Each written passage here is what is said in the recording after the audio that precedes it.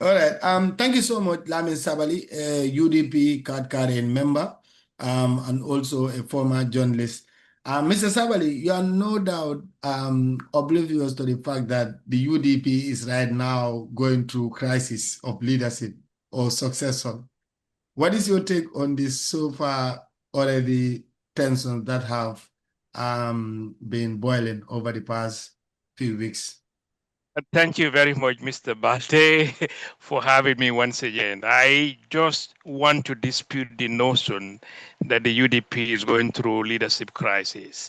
That is not the right characterization of the problem. The UDP, of course, is the most diverse political party in the Gambia.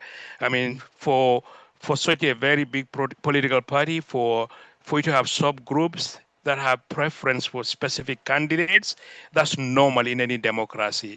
As long as it is done within the confines of the democratic principles that is embedded in the UDP's core values and principle, that is acceptable. But you know, the UDP again, as we speak, the Secretary General and Head of Party is lawyer Usain Darboe. In 2021, lawyer Usain Darboe presented his candidature before the Congress, and it was the Congress delegates that selected him as the standard bearer or the presidential candidate for 2021. Okay, well, we went to the election. Barrow was declared the winner, even though it was contestable, because as a former member of the IEC, I would definitely endorse the results as being the true manifestation of the will of the Gambian people. But again, yeah, as we approach the 2024 presidential election, that is when the UDP is scheduled to have another Congress. It would be at that Congress when, if anybody is interested, be it Taliban Bensouda, whose current position within the party is the organizing secretary, and is also the mayor of Cardiff Municipality. It could also be Rohey Malick Lowe, the mayor of Banjul, or Yankuba Darboe, who is the chairperson or the chairman of the Brikama Area Council. If any of these people are interested, I mean, bringing the problem to the media is not the right way. They should wait until when the proposed Congress is scheduled, then they should present their candidature to the Congress. And it would be the Congress delegates that would actually go through the democratic principles or processes to actually select the candidate of the choice of the majority.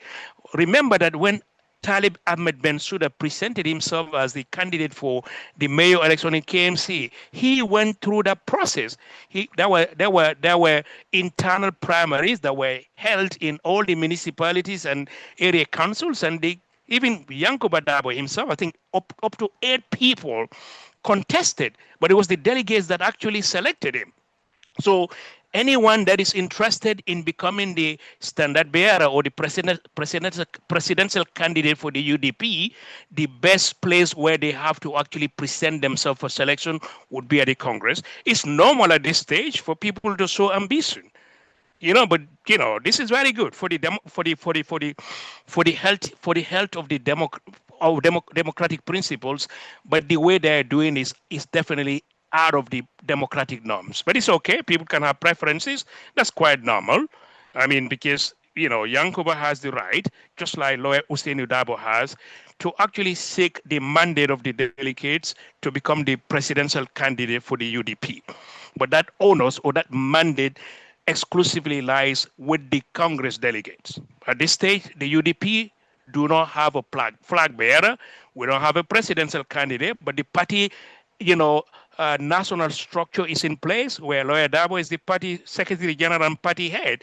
And then you have a national structure, you have a regional structure, you have a constituency structure, and you have local structure. Those are all intact. But Sabally, you look at it from this point of view. I know you are just trying to calm nerves, but the UDP really is in a crisis, and the crisis is far from being settled. We've seen just yesterday, Talib Bensouda embarked on a very, very colorful, chest stomping exercise that is likely going to be perceived as an endorsement in some quarters that he is undoubtedly the crown prince of UDP. Well, like you say, at this stage, anybody can show interest. Talib Bensouda is the organizing secretary of the UDP, or of course the campaign that he embarked upon. He is selected as they say Kulli something. I mean, he's selected as a father of a particular village in Yani. Is quite normal. A couple of weeks ago he was in Farafenye. Of course, he is there to represent the UDP.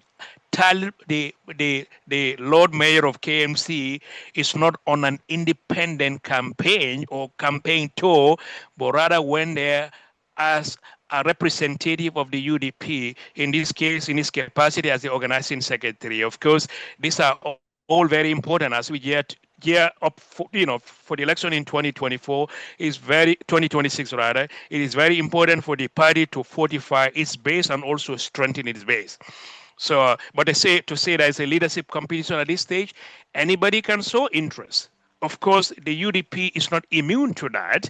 You'll have factions within the party, but at the end of the day, when 2026 comes, whoever is selected as the candidate, everybody would be entitled to rally behind that solid candidate. That has been the norm, will remain to be the norm within the UDP. At the end of the day, when the storm settles down over the leadership crisis, like you call it, once the Congress decides and choose the presidential candidate, all the other aspirants are expected within the values of UDP to rally behind a single candidate. Okay, now, Sabally, which UDP are you going to rally behind when the Congress comes, when there is a division within the party? Because Lawyer Darboe, the founder and secretary general of the party, has shown interest in contesting when the Congress comes, if he is nominated. But we know it's a foregone conclusion that nobody's going to challenge him. But what about if there emerge some splinter groups? Which group are you going to join? Well, I don't want to preempt. I am first. Let me indicate I don't have an influence to choose any candidate because I'm not going to be a Congress delegate. But I believe and trust the system in place. There's a robust selection process. They go through the democratic principles. Congress delegates, whoever secured the majority of votes, would be declared the winner and eventually become the standard bearer for the party. When we went there in Thailand democracy, that is, if remember, even for the first time when a grand coalition was organized in 2016, every political party presented a candidate. Barrow was the candidate for the UDP before he resigns. So whatever internal, democracy or campaign existed in 2016, the same would be deployed in 2024. If Lawyer Darboe happens to get the majority votes from the candidates, from the delegates, he would duly be declared as the standard bearer. If it is any other contestant, I'm very convinced, because the UDP is a very democratic party. There'll be leadership challenges, but at the end of the day, the honors to choose lies exclusively on the how to call it, the delegates to choose.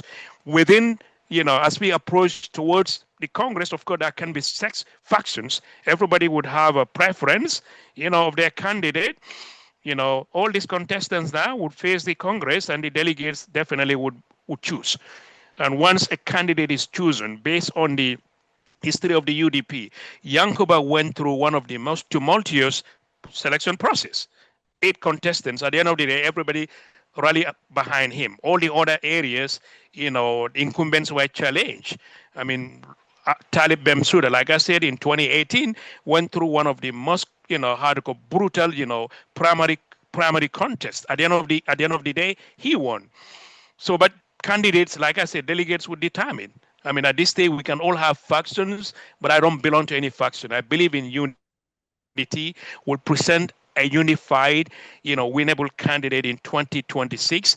I will go with the political juggernauts to actually face Barrow and uproot him, just like how the Gambian people uprooted Yahya Jammeh in 2016. I'm very optimistic about that. The focus would be on 2026. Our goal is to go to Marina Parade #1 in Banjul. That's the focus. Whoever is selected as the candidate, everybody, the entirety of the UDP political machinery will rally behind that person to go challenge Barrow and then remove him democratically. Yeah, finally, Mr. Sabally, we've seen divisions in statements made by Yankuba Darboe in an interview with member Kerim Pamodu Bojang about Hmm. where he's going to go if Talib happens to be the substantive nominee. That is really not a welcoming statement for supporters like you. Rohey Hmm. Malick Lowe, too, in an interview with iAfrica, who in fact he was the main one of the reasons why Yankuba came up with that statement because with that interview was an expose on UDP's internal Hmm. crisis about how some UDP members are making life unbearable for her party, the UDP. I mean, how do you see that all that coming out in the open? It was very unnecessary. Rohey Malick Lowe should have brought that internal issue, to the party leadership, attention, so that this thing could have been resolved in a closed door meeting. Both of them were so wrong. They manifested political immaturity, and given their position in the party, I am so disappointed in both of them. Rohey Malick Lowe should have really focused on her role, some of the achievements she made, as the mayor in her second term, or talk about issues that would fortify or unite the party, not to go after, a fellow brother or a member in the party. Yankuba also didn't do a pretty good job at all. Instead of talking about the achievement that his council is making in Brikama area council, he goes after, how to call it, a personal attack. These are very alien to the UDP. I mean, we should be a policy-centered, party, not personality, crucifying a party member because of minor issues. Both of them are wrong, should be condemned, and I challenge the UDP leadership to actually bring these people to the table and then iron out the issues in a very democratic way, in a friendly way. Yankuba was very wrong.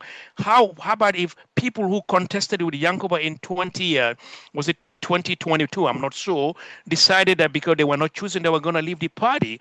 If he does that, he's going against the principles of the party, because it's the party delegates who have the right to choose. If they choose anybody, the expectation is anybody who's not choosing, he or she is expected to rally behind the chosen candidate. Yankuba is wrong. His judgment is poor, and he should be condemned because that was a very divisive statement. I was so disappointed. He was my junior in the field of journalism. You and I will remember we are all journalists back home in Gambia. The time I knew Yankuba, I think he was focused on I think sports or something. He was very young at the time, but he's a rising star within the UDP. Himself went through the selection process. People who were not chosen, do they have the right to say because they were not choosing, they're going to go their own way? That is wrong. Yankuba should have actually I challenge Yankuba to retract such a very divisive statement and then focus on the unification of the party so that our focus would be on number one Marina Party. He should be condemned in the strongest possible term because he manifested political immaturity. Both himself and my sister, lawyer, Rohey Malick Lowe, should be condemned and be encouraged to come to the political dialogue, within the UDP family, and then resolve the issue so that it doesn't escalate into further division within the party. Yeah, but I said finally, I'm sorry, I'm not Mm. going to let me take my last question because some of the issues you mentioned is what me mentioning certain things also bring it to the limelight. Rohey Malick Lowe was compelled to say what she said about the UDP because she has tried, even her own husband, she knows what she has been going through within the UDP. So if you are telling me now, Rohey Malick Lowe should have come out and then explain to the UDP leadership to do something about it. Honestly, it's unbelievable to hear you say that. But the Lord Mayor, went through one of the most difficult campaigns, even, her first term and then also re-election campaign bid.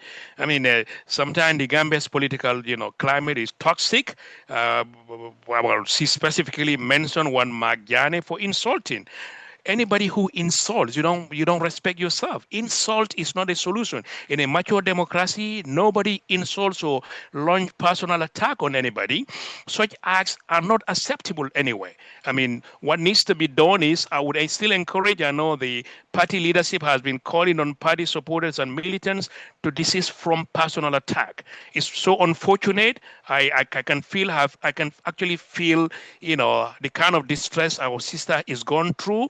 Definitely, any UDP member that insults is not definitely living the values of the UDP political party, and the person should be condemned. I think the leadership should take a very strong stand against people who insult to the extent of being cost on them. If they don't comply, then they should be dismissed from the political party. Though I'm sorry for what happened to the Lord Mayor. We understand that, but I think she should actually, she should actually, seek for seek solution to actually resolve the issue within the UDP family, rather than bringing it to the media to crucify somebody that was responsible for insulting. It's unfortunate.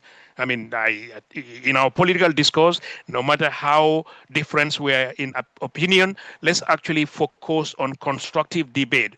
Policy-centered debate is what is important. Party militants insulting either within their parties, or insult between NPP supporters, UDP supporters, or within order. These are issues that needs to be addressed. They are very unfortunate. We've been voting for the longest period of time. Gambians should show political tolerance, political how to call coexistence, and see each other as brothers and sisters. In our culture and religion, insult is not acceptable. It cannot be justifiable under any circumstance. And then the Mark Jani that was referenced, I don't know him, but he should be condemned. And then we say sorry to our sister Rohey Malick Lowe. Next time, let's actually bring the issues within the family, within the realms of the UDP family, and resolve it. Definitely. So sorry to hear her story though, but definitely I expect the party leadership to do something about it, so that we don't see a recurrence of the unfortunate situation though. Thank you so much, Lamin Sabally from Minnesota. Thank you very much for talking to issues that matter. We wish you all the best. Yeah, pleasure to have you. Pleasure for you to have me. Thank you so much. Thank you. All right.